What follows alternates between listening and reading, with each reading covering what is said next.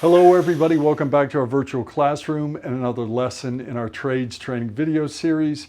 I'm Joe Carswell, and this lesson is going to go over the techniques used to caulk. And we've been through all the tools and materials. We're going to put all those together. I'm going to show you some methods about how to get this painting prep process done.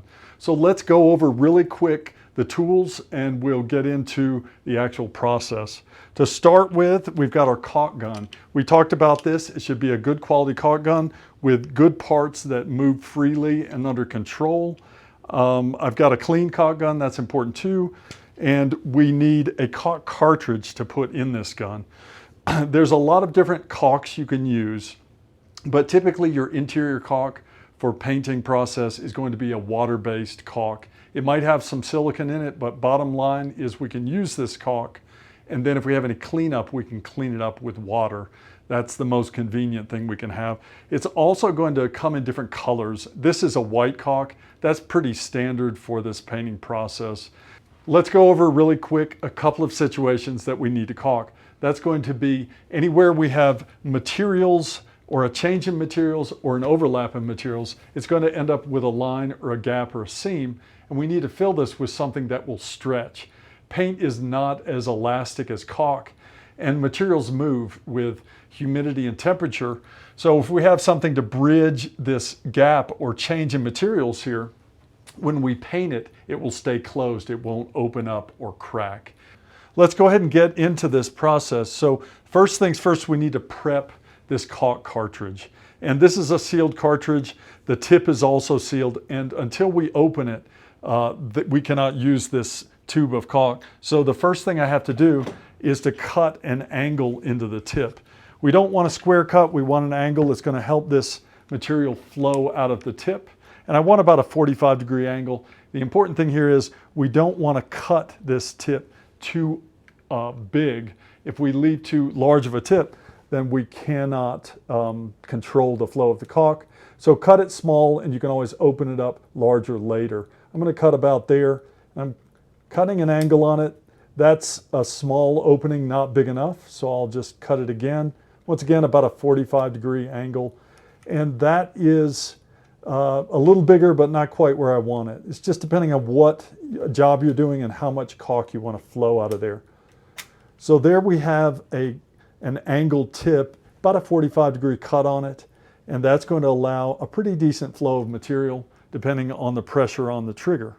So now with that tip cut, this particular caulk does not have a membrane in the back of this nozzle. Some caulk cartridges, you will have to puncture a membrane in the back, and you can do that with this poking tool here. This will push in and make an opening in that membrane. In this case, we don't need that for this caulk cartridge, so we can go ahead and load it. And this particular cartridge will load in this gun from the back first, then in the front. We want our notch up, and the reason for that is if we let go of the trigger, if it's tilted down like this, the cartridge is always going to fall down or fall out. So we'll put the cartridge in, turn it to the top, and now we can put pressure of the plunger on the back of the cartridge. And at the point that the cartridge meets the front stop on the caulk gun, we're ready to go. We don't want to go any further. We don't want to add any more pressure, because at that moment, the caulk is going to start flowing out of this tube. So at this point, my gun and my cartridge are ready to go. We can actually run a bead of caulk. So I want to walk you through the process before we actually put any material on this surface. And the key with caulking is going to be control. You can have a lot of mess happen here really quickly, especially with all of this flowing out. So you have to understand about the gun, and a lot of your control of the mess is going to come from having a rag, a damp, clean rag, and a fresh bucket of water. If you run into a problem, you're going to clean your gun all the time. You can clean the caulk off of your hands and other things that are happening. So I've got my damp rag, I've got my caulk gun set, and I'm going to add a little bit of pressure to the trigger, which is going to allow the caulk to flow out of the tube. And the position of the gun should be with the angle of the tip into this corner.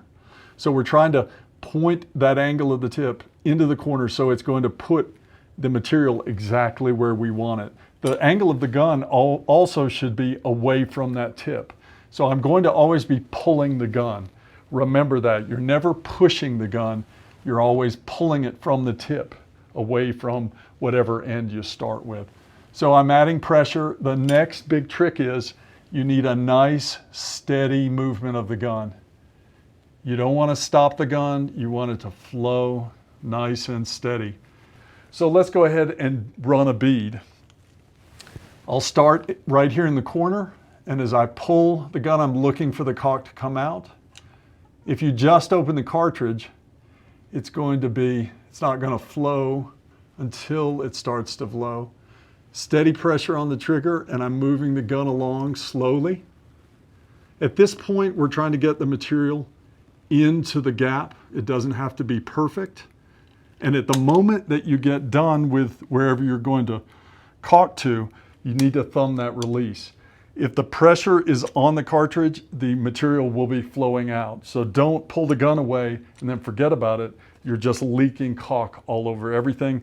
This stuff is really hard to clean up, and it's just wasting time. So thumb that release. If you're not going to use the gun for a while, you can even pull that plunger out 1/4 of an inch off of that cartridge to guarantee that that caulk won't continue to flow. So once we've run the bead as long as we want, we need to tool it, and we're only going to use our finger to tool it. That's all we need. You can actually wet your finger a little bit, which will help. And I'm going to just pull my finger down this bead of caulk, and I'm trying to flatten it out. As you can see, I've got extra caulk on my finger. That's from our bead. It's not wasted material, it's just part of the process, but you will need to remove some caulk to make this bead look good. I'm going to run my finger down it twice, and I'm looking for a nice, flat, even bead of caulk. And you're trying to think about this when I come back to brush it. What is it going to look like once it's coated with paint? There are no bubbles, heavy spots. It's even, and it's bridging these two materials. So that is a simple tooled caulk bead between a trim casing and a wall surface. Body position is really important when we're caulking. We need to get the gun in the right place and our body in the right place so we can see what we're doing and control that caulk gun as well as we possibly can. I was comfortably, because of the camera angle and everything, able to get down to here. I was able to stop. I can continue from here. So I'm going to put myself in a better place to run this bead all the way down to the bottom or to the floor. So that would be in a kneeling position here. And I'm going to reach up, and I'm going to start this bead of caulk right here. Steady pressure on the trigger, not heavy pressure, but steady pressure. And I'm looking for that flow, and I'm moving the caulk gun as smoothly as I possibly can. No stops or starts. And I'm wanting that flow to be as even as possible. I'm going slow for the camera. Typically, you're going to do this at least twice this speed in real life.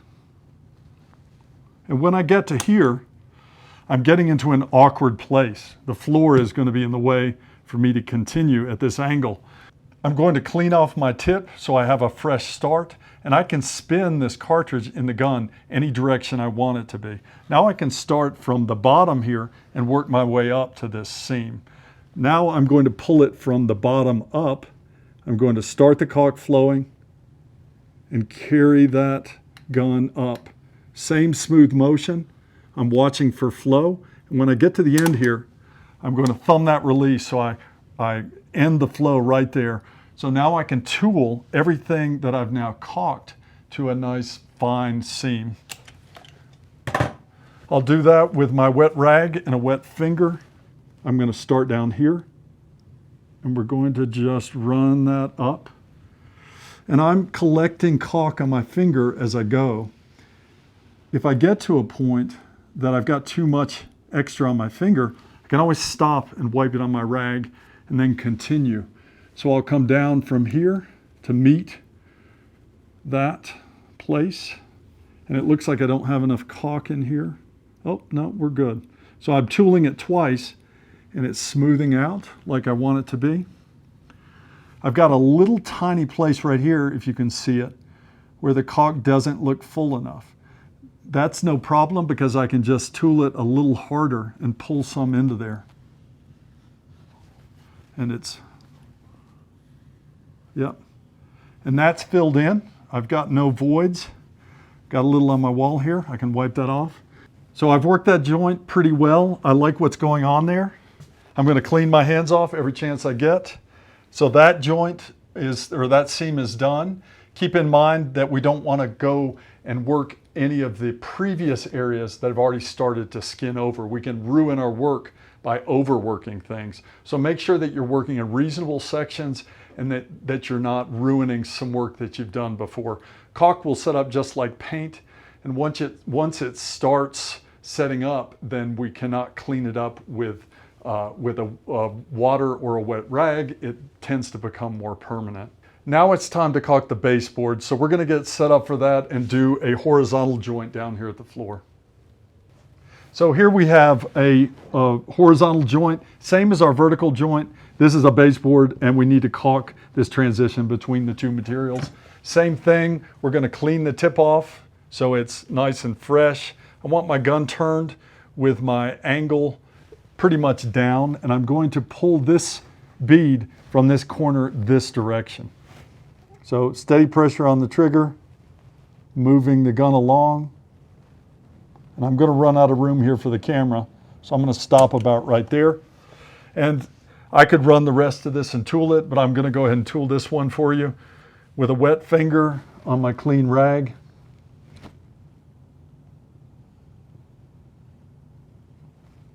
And I got a little spot right there. And if you had to, you could always come in. I've got a little bit of a void here. I could fill that in with a little bit of caulk.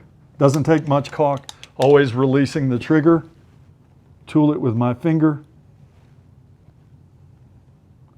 And then we're pretty good. Make sure anywhere you have a vertical and a horizontal come together, that we're working that corner to a nice, sharp transition.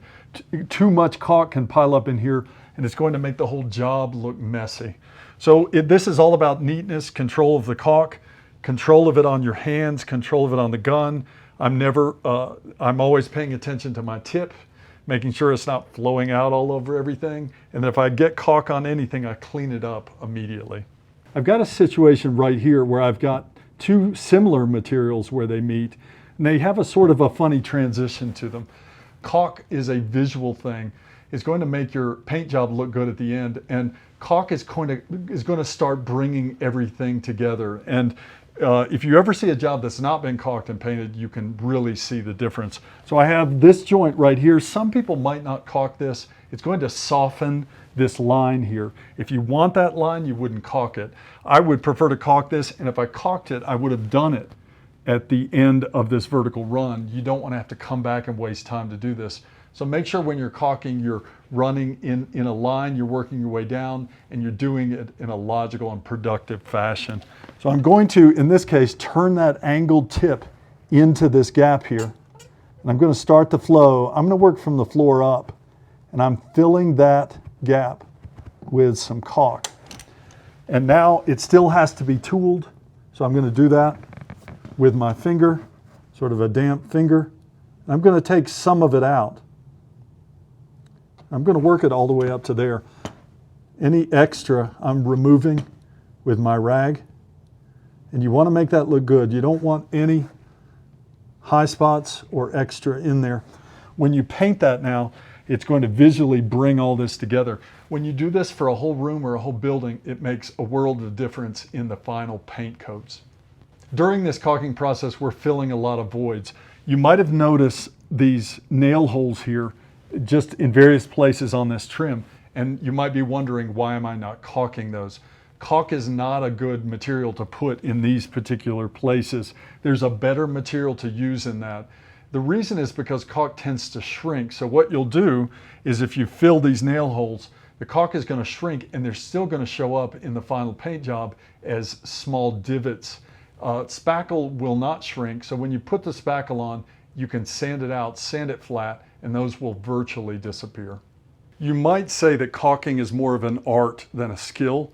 And I don't know if you've noticed, but I have been very careful with always pointing my gun up so that I'm able to pay attention to the tip, any caulk that might be coming out of it. I'm keeping a clean rag. I'm keeping my hands clean. I'm paying attention to everywhere that caulk is going. I have to be in control here. And I also have to have a good eye. I have to look at what I'm doing and then know that it is going to be a good job when it's done and painted. I hope you've learned something about how these tools and materials come together in this really important part of the painting prep process.